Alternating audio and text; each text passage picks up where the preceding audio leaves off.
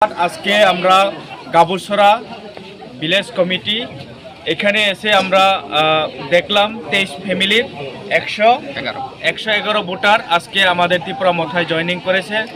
তাদেরকে আমরা বলতে চাই আমাদের মহারাজার যে লক্ষ্য উদ্দেশ্য এটাকে ফুলফিল করার জন্য এবং আমাদের ত্রিপুরা মথাকে আরও স্ট্রং এবং ভবিষ্যতে কাজ করার জন্য এবং ভবিষ্যতে আমাদের এক হয়ে ত্রিপুরাসা এবং বাঙালি যারা সমাজ আছে সবাই মিলে আমরা মহারাজার যে স্বপ্ন এবং 2028-এ আমরা চাই আমাদের যে সমস্ত মানুষ আমরা শান্তিপূর্ণভাবে বসবাস করে এই ত্রিপুরা রাজ্যকে একটা সুন্দর ত্রিপুরা রাজ্য গঠন করার জন্য আজকে এই উদ্যোগ।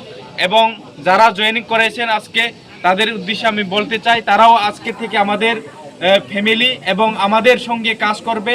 ভবিষ্যতেও আমরা তাদের সঙ্গে কাজ করব, এক হয়ে আমরা এই ত্রিপুরা রাজ্যকে আমরা শান্তিপূর্ণভাবে এই ত্রিপুরা রাজ্যকে আমরা রাখতে চাই।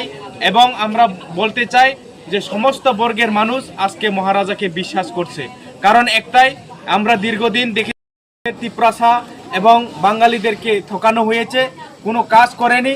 এবং আমরা দেখেছি বিজেপিও সেমভাবে শুধু জুমলাবাজি করে মানুষকে ঠকানো হয়েছে।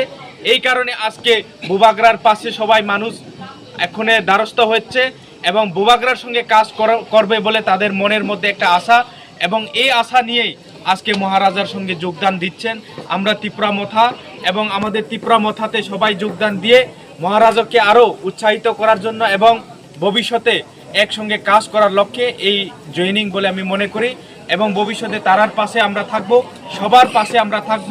বুবাগরা এটাই চাই সমস্ত বর্গের মানুষ একসঙ্গে। এবং বিজেপি করার পর বিভিন্ন রকমের অপমান এবং লাঞ্ছনা পেয়েছি এবং তাই বিজেপি দল ত্যাগ করে ত্রিপুরা মথা দলে সামিল হয়েছি।